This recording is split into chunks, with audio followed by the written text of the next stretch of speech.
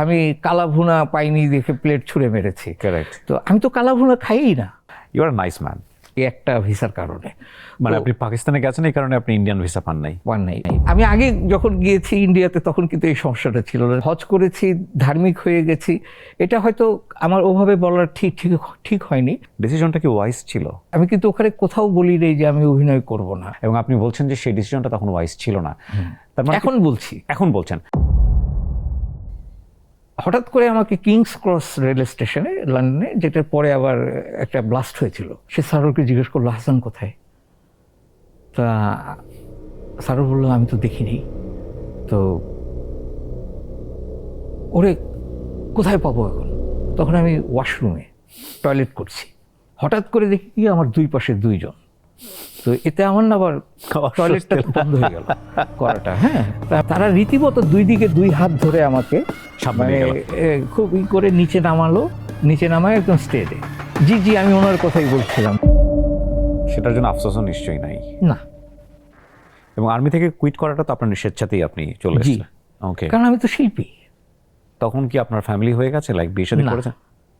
আমি তো কালো মানুষ, আমার কেমনে বিয়ে হবে?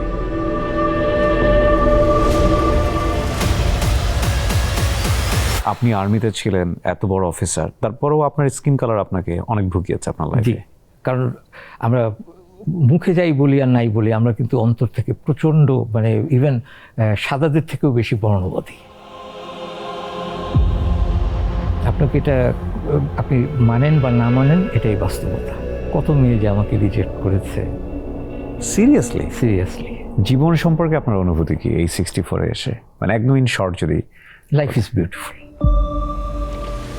আসসালামু আলাইকুম প্রিয় দর্শক এবং শ্রোতা, আপনাদের সবাইকে আমন্ত্রণ জানাচ্ছি অল টাইম ব্রেড প্রেজেন্স তারজিকে বিয়া শোতে। আমার সঙ্গে আজকে এই আড্ডায় যিনি যুক্ত হচ্ছেন তাকে পরিচয় করিয়ে দেবার প্রয়োজন নেই। তার কাজ, তার মুখচ্ছবি এবং সাম্প্রতিক সময়ে সোশ্যাল মিডিয়াতে তাকে নিয়ে বিভিন্ন আলোচনা সমালোচনা, তার একটা অনন্য পরিচয় নিশ্চয়ই আছে। তো তিনি আমাদের প্রিয় অভিনেতা, অভিনয় শিল্পী হাসান মাসুদ। আপনাকে পেয়ে আমার খুব ভালো লাগছে। কেমন আছেন আপনি? আলহামদুলিল্লাহ ভালো আছি, আপনি কেমন আছেন? আমি ভালো আছি মাসুদ ভাই। এবং লম্বা একটা বিরতি, সাম্প্রতিক সময়ে এসে আপনার একটা সাক্ষাৎকার, বেশ আলোচনা, বিভিন্ন ধরনের সমালোচনাও হচ্ছে চতুর্দিকে। এটা সূত্রপাত নিয়ে আমরা একটু কথা বলি, তারপর আপনার অটোবায়োগ্রাফি নিয়ে আমাদের অনেক জানার আগ্রহ আছে। এটা আসলে কিভাবে কি হলো আসলে? তানভীর আলম সজীবের একটা বইয়ের মোড়ক উন্মোচনী অনুষ্ঠানে আমি গিয়েছিলাম। তো হঠাৎ করেই একটা টেলিভিশন চ্যানেল আমার দিকে ক্যামেরা ঘুরিয়ে হলো। তো আসলে আমার হয়তো বলার একটু ভুল হয়েছে, অথবা যারা বুঝবেন তাদের হয়তো বোঝার একটু ভুল হয়েছে। আমি কিন্তু ওখানে কোথাও বলি নেই যে আমি অভিনয় করব না। আমি বলেছি যে আমি একটু বিরতিতে আছি, আর ভালো কন্টেন্টের মানে অভাবের কারণেই আমার কাজ করা হচ্ছে না, এইটুকুই ছিল মূল প্রতিপাদ্য আর কি। তো সেটাই আর কি। আরেকটু ওই যে হজ করেছি, ধার্মিক হয়ে গেছি, এটা হয়তো আমার ওভাবে বলার ঠিক হয়নি, কারণ এটা তো একটা যার ব্যক্তিগত বিষয়। তো ওইটা বলে হয়তো আমি একটু অতিরঞ্জিত বলে ফেলেছিলাম। সময় এবং সিচুয়েশন অনুযায়ী পরবর্তীতে দেখা যাবে আপনি হয়তো যে মুডে বলেছেন সেই মুডটা আসলে রংচং দিয়ে অন্যভাবে উপস্থাপন করে পরিস্থিতি অন্যরকম হয়ে that's what it is actually. এবং এরপরে অনেকেই আপনাকে লিখছেন, আপনার সাথে কাজ করেছেন, আপনার সাথে কাজ করেননি, আপনার সময় হয়তো বা কোনো একটা মোমেন্টে বাজে একটা এক্সপিরিয়েন্স ছিল, তারা হয়তো লিখে বলছেন যে না, তিনি এখন হাজির হয়েছেন, তার তো এরকম সমস্যা ওরকম সমস্যা। এগুলো আপনি দেখেছেন সোশ্যাল মিডিয়াতে? হ্যাঁ, কিছুটা তো আমার চোখে পড়েছে। তবে সেখানেও আমার কিছু অবজারভেশন আছে, কিন্তু আমি যেহেতু নীরব থেকেছি, আমি কোনো রিয়াকশনে যাইনি। আচ্ছা। আমি যদি রিয়াকশনে যেতাম তাহলে হয়তো কিছু লোকের মানে ভুলটা ভাঙতো।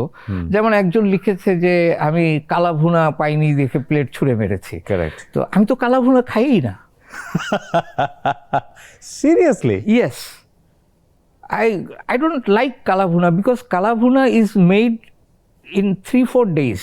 Correct. অনেক সময় নিয়ে। But it is made in Dhaka instantly. হ্যাঁ। মানে ভুনা করে তারপরে তেলে ভেজে দেয়। হ্যাঁ। It has become kala bhuna. তো it's not like that. তো যে কারণে আমি কালা ভুনা খাইই না। আমি কেন কালা ভুনার কারণে প্লেট ছুটে পারবো, আমি তো এটা নিজেই বুঝতে পারছি না। একটা ছোট্ট সাক্ষাৎকার আবার নতুন করে এক ধরনের বুস্টিং হয়ে গেল আপনার। এটা ভালো মন্দ সবকিছু মিলিয়েই আমরা বলবো। এবং আপনি একটা সাক্ষাৎকারে বোধহয় এরকম বলেছেন যে আপনি একটা চাকরির খোঁজ করছেন। জি, এবং আমি খুব ভালো রেসপন্স পেয়েছি। ওকে, ইনশাল্লাহ নেক্সট উইকে হয়তো আমি আপনাদেরকে একটা সুখবর দিতে পারবো আর কি। ওকে, এবং which I was desperately looking for.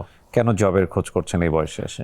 Because মানে 9 to 5 বা 10 to 5 একটা কাজ, মানে ছকে বাঁধা। আমি তো একসময় জবই করতাম। আচ্ছা, সে আপনি আর্মিতে ছিলেন আমি যতদূর জানি। আর্মিতে ছিলাম, I M a retired captain. তারপরে আমি ডেইলি স্টার, নিউ নেশন, তারপরে বিবিসি ওয়ার্ল্ড সার্ভিসও বাংলাদেশের করেসপন্ডেন্ট ছিলাম। কারেক্ট। তো সবগুলোই কিন্তু একটা সময়ের মধ্যে বৃত্তে আবদ্ধ ছিল। মানে not that you go for filming and then মানে you go on time and then when it will end you don't know. Right. It's not like that. তো আমি এরকমই একটা জীবনযাপন আবার নতুন করে শুরু করতে চাই। আচ্ছা, এটা কি এইখানে কাজ কমে যাওয়ার কারণে এরকম হলো নাকি? Could be okay, one of the reason. তো আমি যেটা মানে চিন্তা করছিলাম যে আপনার এত বর্ণিল জীবন, আর্মি লাইফটাকে আপনি কিভাবে দেখেন? ওয়েল এগেইন, আপনি যেভাবে বলেছেন যে বিবিসি ছাড়াটা কি আপনার কাছে সঠিক মনে হয়েছে কিনা, and do you regret? I do regret নাও।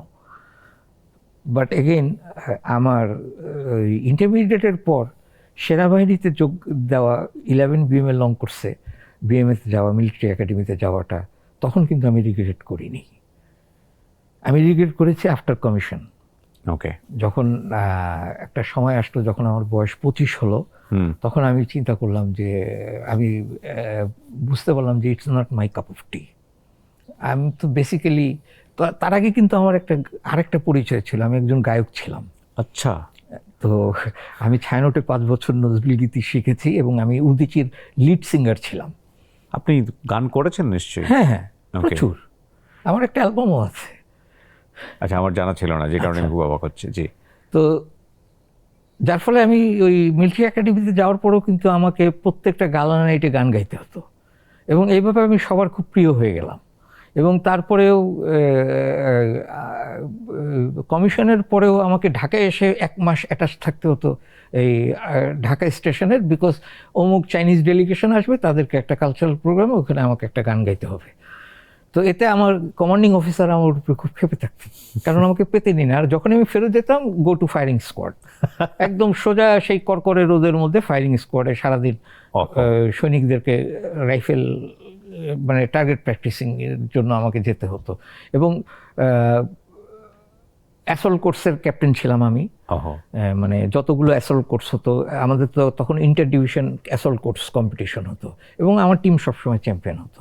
আমরা 9 মাইল, আমি আবার অ্যাডভান্স কমান্ডো, বেসিক কমান্ডো দুটোই করেছিলাম, খুব তাড়াতাড়ি করে ফেলেছিলাম। যার ফলে আমাকে মানে আমার ফোর বেঙ্গল, আমার তো ফোর ইস্ট বেঙ্গল, এটা খুব একটা মানে কি বলবো, খুব ফেমাস একটা ব্যাটালিয়ন ইনফ্যান্ট্রির, ফোর ইস্ট বেঙ্গল, যেটার একসময় মানে মুক্তিযুদ্ধের সময় এটা লিড করেছিলেন খালেদ মোশাররফ সাহেব।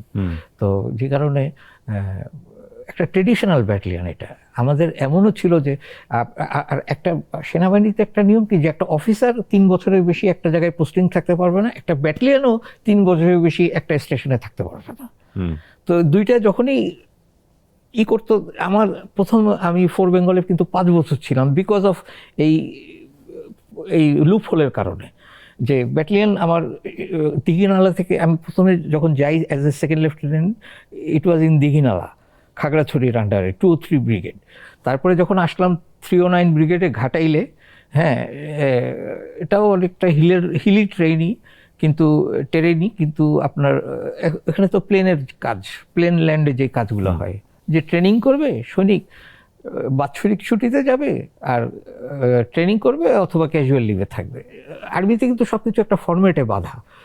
মানে সে কত বছর আপনি সার্ভ করেছেন আর্মিতে? আমি এখানে একটা লুপহোল আছে, যে আপনি যদি 20 বছরের পরে বিএমএতে যত সময় থাকেন, সেটা কিন্তু আপনার রিটায়ারমেন্টের জন্য কাউন্ট হবে। আচ্ছা। তো আমার পুরো 20 মাসটাই কাউন্ট হয়ে গিয়েছিল, যে কারণে আমি এখনো পেনশন পাচ্ছি। নাহলে আমি পেতাম না। আমি 8.5 বছর মানে ইউনিফর্ম পরে চাকরি করেছি, তো আর সাথে ওই বিএম এর 20 মাস, যার ফলে আমার 10 বছর হয়ে গেছে, আমি এখন পেনশন পাচ্ছি। সিএমএইচ ফ্যাসিলিটিসটা। সো আপনি লাইফ লংই পেনশন পাবেন? জি, কিন্তু আমি ওই একটা জিনিস পারি না, সেটা হচ্ছে পাইনি, সেটা ওই 20 বছর না হলে আপনি ওই পূর্বাচলে বা ডিওএইচএস গুলোতে আপনি কোনো প্লট পাবেন না, যেটা আমি পাইনি। আচ্ছা, না কিন্তু আপনি সেটার জন্য আফসোসও নিশ্চয়ই নাই? না। এবং আর্মি থেকে কুইট করাটা তো আপনার স্বেচ্ছাতেই আপনি চলে এসেছেন? ওকে, কারণ আমি তো শিল্পী। আর্মি থেকে যখন আপনি কুইট করেন তখন কি আপনার ফ্যামিলি হয়ে গেছে, লাইক বিয়ে শাদী করেছেন? আমি তো কালো মানুষ, আমার কেমনি বিয়ে হবে? তার মানে এটা আপনাকে ভুগিয়েছে লাইফে? প্রচুর। কত মেয়ে যে আমাকে রিজেক্ট করেছে। সিরিয়াসলি? সিরিয়াসলি। তা আমাদের ভাবি কিভাবে কি হলো তাহলে? ওয়েল, আমাদের প্রথম দেখাটা হয় আড়ংয়ে, মৌচাকের ওখানের যে আড়ংটা আছে ওখানে। তো আমি দেখেই আমার মানে একবার তাকেই আমি বাবাকে বলেছি তুমি রাজি হয়ে যাও, এবং ওদের পার্ট থেকেও দেখলাম যে ওরাও রাজি। তখন আমি ডেইলি স্টারে ছিলাম। তো তারপরে আমাদের বিয়েটা হলো, এবং বিয়েটা হওয়ার পরে আক্ত হওয়ার পরে আমি আবার চলে গেলাম সাব গেমস কভার করতে নেপালে 99-এ। তো আমাদের ছেলেটা হয়, he is a millennium baby, 2000-এ আমার একমাত্র ছেলের জন্ম 2000 সালের অক্টোবরে। তো এ তো সামনের অক্টোবরে 26 বছর বয়স হয়ে যাবে। তো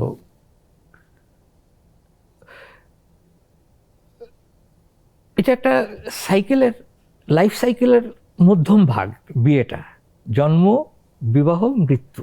এগ্রিড। মানে আমার কাছে খুব অবাক লাগছে যে আপনি আর্মিতে ছিলেন, এত বড় অফিসার, তারপরেও আপনার স্কিন কালার আপনাকে অনেক ভুগিয়েছে আপনার লাইফে।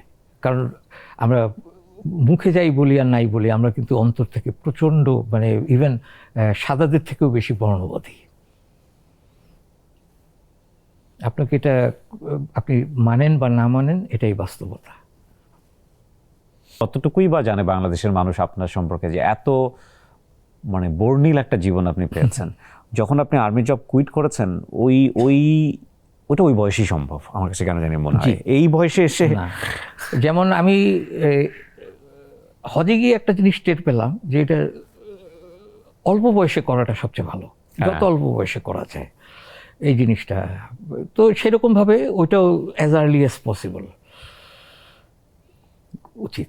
বিকজ আপনি ইউরোপ আমেরিকাতে দেখেন, অনেক দেশে আছে যে 3 বছর বাধ্যতামূলক সেনাবাহিনীতে চাকরি করতে হবে। It is of what? Because you become confident in your life. তারপরে আপনি কোনো কিছুতেই আপনি পা বাড়ালে আপনি আর পিছু হটবেন না। এই যে সেলফ কনফিডেন্সটা গ্রো করার জন্য কিন্তু এই ডিসিপ্লিন একটা লাইফের অনেক প্রয়োজন আছে। রাইট। হাসান ভাই, আপনার বয়স বলতে কোনো আপত্তি আছে? না, আই এম রানিং 64। জীবন সম্পর্কে আপনার অনুভূতি কি এই 64-এ এসে? মানে একদম ইন শর্ট যদি। Life is beautiful. Life is beautiful. I do believe that. Life is beautiful, আলহামদুলিল্লাহ। প্রতিদিনের ব্রেকফাস্টে আমি রাখি অল টাইম ব্রেড দিয়ে তৈরি হেলদি অ্যান্ড টেস্টি সব খাবার। All time bread, all time healthy life.